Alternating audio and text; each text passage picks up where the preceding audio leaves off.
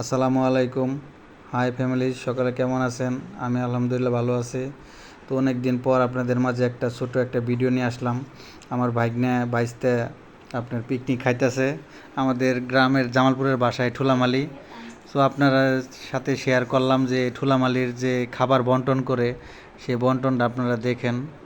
আর আপনাদের গ্রামে যারা যারা এরকম করে ঠুলামালি খাইছেন, কে কে খাইছেন আমাকে কমেন্টস করে জানাবেন ইনশাল্লাহ। আর আমার ভিডিওটা যদি আপনাদের ভালো লাগে তাহলে লাইকটা শেয়ার করে দিবেন। সো আপনারা দেখুন আমার এই ঠুলামালির কেমনে করে বন্টন করা হয়।